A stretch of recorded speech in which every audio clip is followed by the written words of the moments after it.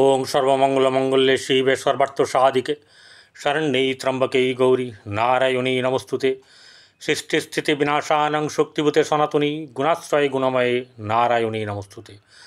जय बड़ मायर जय, जय महादेवी महामायर जय। प्रत्येकेर जीवन सुंदर होक, आनंदमय होक, प्रत्येके दूधे भाते थाकुन। श्री श्री पद्मावती मा एबं बड़ मायेर काछे प्रार्थना करी। आज के एखन देखছেন ज्योतिष आचार्य परितोषদের चैनल, অ্যাস্ট্রোলজিক্যাল চ্যানেল। এখানে আজকে যে গোচর বিচার হবে সেই গোচর বিচারের শেষ রাশি, রাশিচক্রের শেষতম রাশি হচ্ছে, এটা আপনারা ভালো করে জানেন, মীন রাশি। এই মীন রাশির অধিপতি হচ্ছে বৃহস্পতি, যে বর্তমানে এই মীন রাশি থেকে তৃতীয় বসে আছে এবং শুক্রের সঙ্গে ক্ষেত্র বিনিময় করে আছে। তাহলে এখন ঘটনা হচ্ছে যে আগে আমরা দেখে নিই এই বৈশাখ মাস কেমন যাবে, অর্থাৎ 1432 সনের বৈশাখ মাস সকল রাশির হয়ে গেছে। প্রচুর মানুষের সাড়া পেয়েছি এবং মীন রাশির জাতক জাতিকাদের অনেক অনেক ভিডিও আমি করেছি, তাদের কাছ থেকে অনেক আশীর্বাদ পেয়েছি, তাদের অনেক ভালোবাসা পেয়েছি। তাই আজকে এই বৈশাখ মাস কেমন যাবে তা নিয়ে চুলচেরা বিচার আমি আপনাদের সামনে রাখব। প্রথমেই বলি, আমি কিন্তু গোচর বিচার করছি, অর্থাৎ বর্তমান সময়ে পয়লা বৈশাখের যে রাশিচক্র এবং তারপরে কোনো রাশির এদিক ওদিক যা গমন সেগুলোকে তুলে ধরা, যদি না থাকে সেটাও বলে দেবো। সেই হিসেবে গোচর ফল আপনার সঙ্গে মিলতে পারে, নাও মিলতে পারে। কারণ হচ্ছে আমি কারোর পার্সোনাল কুণ্ডলী বিচার করছি না, বলে নেওয়া ভালো। আমার যারা পুরাতন দর্শক তারা প্রত্যেকেই এই ব্যাপারে অবহিত এবং প্রত্যেকেই কিন্তু সুন্দরভাবে সহযোগিতা করে যান। কিছু নতুন মানুষ আসে, অবশ্যই আসবেন, তাদের সকলকে স্বাগত, কিন্তু পুরোটা দেখবেন, দেখে মন্তব্য করবেন, এটা আমার অনুরোধ। এবং যদি দেখেন যে কোনো রকম অসুবিধা আছে, আপনার জন্মকুণ্ডলিতে ভালো যাচ্ছে না, তাহলে আপনি আপনার পরিচিত যে জ্যোতিষ বা আপনার পছন্দের জ্যোতিষের কাছে আপনি দেখিয়ে নেবেন। আর এতদিন ধরে যারা সাবস্ক্রাইব করে আমার পাশে সঙ্গে থেকেছেন তাদেরকে অসংখ্য অসংখ্য ধন্যবাদ জানাই। ভালো থাকবেন। এবারে আজকে এই মীন রাশির কেমন যাবে বৈশাখ মাস, 15ই এপ্রিল থেকে 14ই মে পর্যন্ত। রাশিতে বসে আছে অনেক ভাইটাল গ্রহ শনি। সেই শনি হচ্ছে দ্বাদশপতি এবং আপনার একাদশপতি। বসে আছে শুক্র, সেই শুক্র হচ্ছে গিয়ে আপনার তৃতীয়পতি এবং অষ্টমপতি। বসে আছে বুধ, পঞ্চমপতি এবং সপ্তমপতি। এইবারে রাহুও বসে আছে। রাহু তো কোনো ঘরের মালিক নয়, তাই রাহুকে কি বলা হচ্ছে যে রাহু কিন্তু যেখানে থাকবে সেই ঘরের ফলটা দেওয়ার চেষ্টা করবে, তারপরে তার নিজের বা তার সঙ্গে যদি কেউ থাকে সেই রূপ ফল সে দেবে। দ্বিতীয় বসে আছে রবি, সে তুঙ্গ অবস্থায় বসে আছে ষষ্ঠপতি হয়ে। তৃতীয় বসে আছে বৃহস্পতি, শুক্রের সঙ্গে বৃহস্পতির ক্ষেত্র বিনিময়। পঞ্চমে বসে আছে হচ্ছে মঙ্গল, মঙ্গল হচ্ছে দ্বিতীয়পতি এবং হচ্ছে নবমপতি। সে বসে আছে কোথায়? পঞ্চমে নিচস্থ হয়ে। কিন্তু এখানে প্রথমেই বলে রাখি, নিচস্থ হয়েছে ঠিক আছে, কিন্তু বর্তমান সময়ে ভালো ফল দেবে, কারণ সে একটি ভালো নক্ষত্র, সুন্দর নক্ষত্র পুষ্যা নক্ষত্রে অবস্থান করছে। কেতু বসে আছে সপ্তমে, অষ্টমে বসে আছে চন্দ্র। এই হচ্ছে গিয়ে আপনার বর্তমান সময়ের পরিপ্রেক্ষিতে আপনার গোচর রাশি থেকে। তাহলে শুরু করা যাক। শুরু করছি আমি পরিতোষ দে, আপনার অ্যাস্ট্রো বাস্তু কনসালটেন্ট। যারা দেখাতে ইচ্ছুক তারা 8906781462 এই নম্বরে যোগাযোগ করতে পারেন। মীন রাশি, মীন রাশির শেষ রাশি, এই রাশির অধিপতি বৃহস্পতি, জ্ঞানের কারক গ্রহ, মোক্ষ লাভ, এখানে থেকে বিদেশ যাত্রা নানা রকম কিছু হয়। কোথা থেকে? লগ্ন থেকে যখন দ্বাদশ ধরা হয়। তো এই দ্বাদশ রাশি বৃহস্পতি কিন্তু পাণ্ডিত্যরও কারক, আধ্যাত্মিক লাইনে হচ্ছে অনেক অনেক ওপরে যেতে পারে। এবং আরেকটা ব্যাপার হচ্ছে যে এই শুক্র এখানে বসে আছে বৃহস্পতির সঙ্গে ক্ষেত্র বিনিময় করে তুঙ্গ অবস্থায়। শুধু তুঙ্গ অবস্থায় বসে সে নিজে উপকার করছে না, আরেকজনকে নিয়ে সে উপকার করছে। সেটা হচ্ছে তার মিত্রগ্রহ বা অতি মিত্রগ্রহ বলা যায়, সেটা হচ্ছে বুধ। সে বুধ এখানে নিচস্থ হয়ে গেছে। সেই বুধ পঞ্চমপতি এবং সপ্তমপতি হয়ে নিচস্থ হয়ে গিয়েও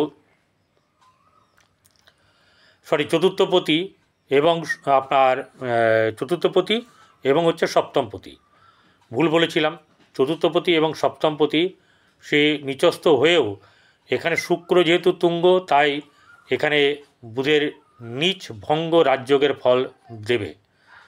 অর্থাৎ তাহলে আপনার এখানে বুধ ভালো ফল দিচ্ছে, শুক্র ভালো ফল দিচ্ছে, শনি বেশ কিছুটা ভালো ফল দেবে, কিন্তু পুরোটা দেবে না, কারণ আপনার মধ্য গগনে সাড়ে চলছে।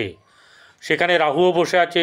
রাহু আর শনি থাকলে, একসঙ্গে থাকলে যে কারোরই মাথার চাপ অনেকটাই বাড়িয়ে দিতে পারে। শুক্র এবং বুধ আছে বলে অনেক অনেক আপনারা শান্ত আছেন বা খারাপ কিছু জায়গায় যায়নি। কারণ হচ্ছে গিয়ে এক এক করে বলবো, শরীর স্বাস্থ্য মোটামুটিভাবে যাবে, পীড়ন হবে হলেও কিন্তু ঠিকঠাক থাকবে বা ঠিক জায়গায় চলে আসবে। শনি এবং রাহু গণ্ডগোল করবে, মাথা গরম করাবে, অপরের কোনো রকম ত্রুটি বিচ্যুতি দেখলে ঝাঁপিয়ে পড়া, প্রতিবাদ করা, এরকম ব্যাপারগুলো করবে। সেগুলো থেকে মনে হয় এখন নিজেকে সরিয়ে রাখলে ভালো হয়। কারণ কি, 18ই এপ্রিল অবধি কিন্তু খুব একটা ভালো সময় নয়।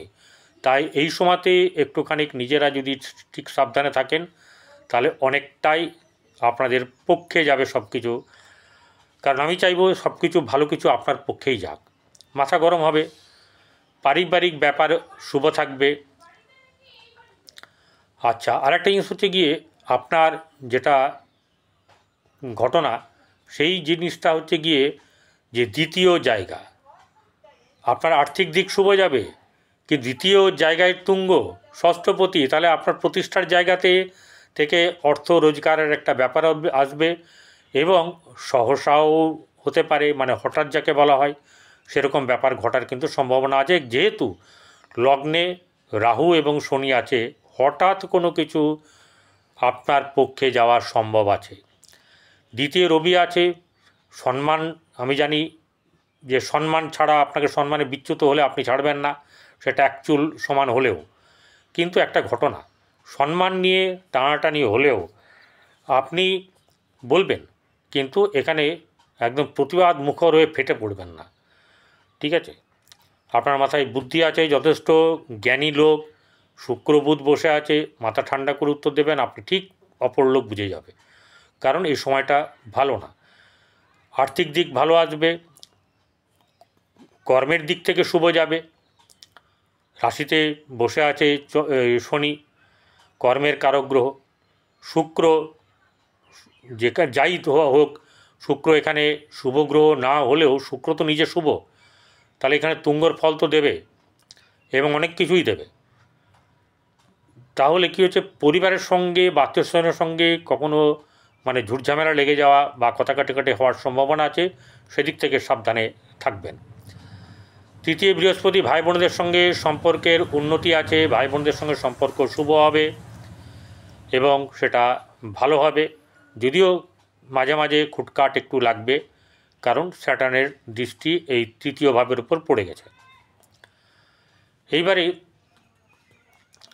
আপনার গৃহে শুভভাব বজায় থাকবে, গৃহে সুখ, মানে যাই হোক আফটারঅল সুখ শান্তি বজায় থাকবে, আর শুভ অনুষ্ঠান বা কোনো কিছু এরকম ধরনের হওয়ার সম্ভাবনা থাকবে। এমনকি আপনার শুভ অনুষ্ঠান যেটা বলছি আমি পরে আসছি, পঞ্চমে বসে আছে মঙ্গল। এই মঙ্গল সন্তানের ক্ষেত্রেও কিন্তু কোনো না কোনো দিক থেকে শুভ দেবে এবং কোনো কম্পিটিটিভ পরীক্ষাতেও কিন্তু বেশ পরীক্ষা শুভ হওয়ার সম্ভাবনা থাকবে। প্রেমের ব্যাপারে কিন্তু কোনো শুভ ব্যাপার হবে না। ষষ্ঠে অধিপতি রবি, সেটা বলে গেছি, সেটার দিক থেকে আপনার যশ খ্যাতি সম্মান আপনার আসবে, প্রতিষ্ঠার জায়গাতে আপনি নিজেকে নিয়ে যেতে পারবেন। সপ্তম কেতু বসে আছে। এই সপ্তমে যেটা ঘটনা সেটা হচ্ছে গিয়ে আপনার বৈবাহিক সম্পর্কে উন্নতি সম্ভব, বা কারোর বিয়ে, ভালো অর্থে বলা চলে যে কারোর কিন্তু বিয়ে হবে। ঠিক আছে, এরকম জানাশোনা অনেকেরই বলেছি, যাদের বিয়ের ব্যাপার বলেছি, কারোকে নির্দিষ্ট করে তো বলিনি, এখানে গোচর বিচার করছি, কিন্তু অনেকেরই হয়েছে। যেমন দিলীপ ঘোষ মেষ রাশি, আমি বলেছিলাম যে মেষ রাশির কিন্তু বিবাহ যোগ আছে। ঠিক আছে, যাই হোক, তার কথা বলার এখনই বলছি না, তবু একটা উদাহরণ দিলাম। বৈবাহিক জীবন আপনাদের শুরু হওয়ার ব্যাপার আছে। ব্যবসা বাণিজ্য ভালো যাবে, আর্থিক উন্নতি হবে, কিন্তু মানসিক দিক আপনার একটু চাপ থাকবেই। শারীরিক এবং মানসিক এই দুটো দিকে কিন্তু আপনার চাপ থাকবে। সেই জায়গাটাতে কিন্তু আপনাকে নিজেকে ঠান্ডা মাথা রাখতে হবে। কেউ কিছু বলল রেগে গেলেন, এই ব্যাপারটা করবেন না। ঠিক আছে, তাতে আপনার সময় নষ্ট এবং আপনার নিজের পীড়ন হবে। চন্দ্র বসে আছে অষ্টমে, তাহলে এখানে চন্দ্র অষ্টমে বসে মায়ের ব্যাপার থেকে একটু সাবধানে থাকবেন। মায়ের শারীরিক দিকটা একটু মাকে লক্ষ্য রাখবেন। যাদের মা আছেন, বেঁচে আছেন, তাদের ক্ষেত্রেই বলছি। এবং সবচেয়ে বড় কথা হচ্ছে যে এই সময়তে কোনো ধরনের, এই রাশির জাতক জাতিকাদের বলবো, আপনারা দেখবেন লক্ষ্য করে যাতে আপনাদের কোনো কলের ট্যাপ বা কোনো জায়গায় লিকেজ আছে কিনা, জল যাতে কোনো রকমভাবে মিসইউজ না হয় আর টপ টপ করে যেন না পড়ে, তাহলে কিন্তু আপনাদের এই চন্দ্র আরও মারাত্মক খারাপ ফল দেবে। বোঝা গেল? এটা কিন্তু খেয়াল রাখবেন। ভাগ্যভাবে বৃহস্পতি এবং রাহুর দুজনেরই দৃষ্টি আছে। ভাগ্যভাব মধ্যম শুভ যাবে, খুব বেশি ভালো হয়ে যাবে একদম এরকম ব্যাপার নয়। বৃহস্পতি দৃষ্টি আছে অমৃতসম, কিন্তু এখানকার অধিপতি মঙ্গল, সেও তো নিচস্থ আছে। ঠিক আছে, ভালো নক্ষত্রে বসে আছে, সেই জন্য বললাম যে মধ্যম ভালো মোটামুটি যাবে, কারোর ক্ষেত্রে একটুখানি বেশি যাবে। যার মঙ্গল ভালো তার কিন্তু অনেক কিছুই ভালো যাবে, ভাগ্যভাবটা তার ভালো যাবে। এরপর হচ্ছে দশম ভাব, যে 10th হাউসের লর্ড বৃহস্পতি, সে কিন্তু আপনার তৃতীয় জায়গায় বসে 3-10 এবং 1-3-10 যে বৃহস্পতি নির্দেশ করছে, তাহলে এখানে কিন্তু আপনাদের চাকরির সম্ভাবনা থাকবে, যোগাযোগ বাড়বে, এগুলো কিন্তু আপনাদের হবে এবং কোনো না কোনো দিক থেকে সাফল্য কিছু পরিমাণে আসবে। তবে সেটা যে খুব একদম বিরাট বড় কিছু তা নয়। তাহলে এখান থেকে দেখা যাচ্ছে যে মীন রাশির জাতক জাতিকাদের কিন্তু অনেকাংশে ভালো যাবে। চাপ থাকবে, শারীরিক এবং মানসিক দিকে চাপ থাকবে। এছাড়া আপনাদেরকে সতর্ক থাকতে হবে, কোনো রকম কারোর প্ররোচনায় পা দেবেন না। যেটা করতে হবে সেটা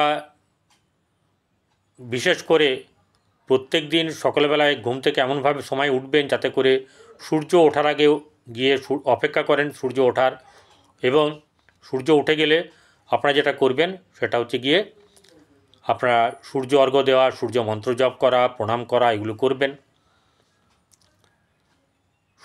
এরপরে সূর্য কবচ পাঠ করবেন। মঙ্গলের জন্যে আপনারা সকলেই জানেন হনুমান চালিসা পাঠ করবেন, হনুমানজির মন্দিরে মঙ্গলবারে যাবেন এবং একটি দেশলাই যা পুজো দেবেন পুজো দিন, একটি দেশলাই চুপচাপ রেখে চলে আসবেন। আর কি করবেন, আর কাছাকাছি জলাশয় থাকলে সেখানে গিয়ে লাড্ডু ভেঙে বা রুটি, আপনার যে আটা মাখা, সেটাকে গুলি করে ছোট ছোট গুলি করে খাওয়াবেন। প্রত্যেক দিন খাওয়ান, ভালো হবে। অভুক্তকে খাওয়ান, এতে বাড়বে অনেক কিছু, আপনার অনেক শুভ জিনিস পাবেন, গরুকে ঘরের প্রথম তৈরি রুটিটা খাওয়াবেন। যদি না হয় প্রথম রুটিটাই অর্ধেক গরুকে দেবেন, অর্ধেক কাক এবং অর্ধেক কুকুরকে খাওয়ান। প্রতিদিন করুন, 43 দিন টানা করুন বা আরও করে যান, অবশ্যই করে ফল পাবেন, এতটুকু আমি বলতে পারি। নমস্কার, সকলে ভালো থাকবেন।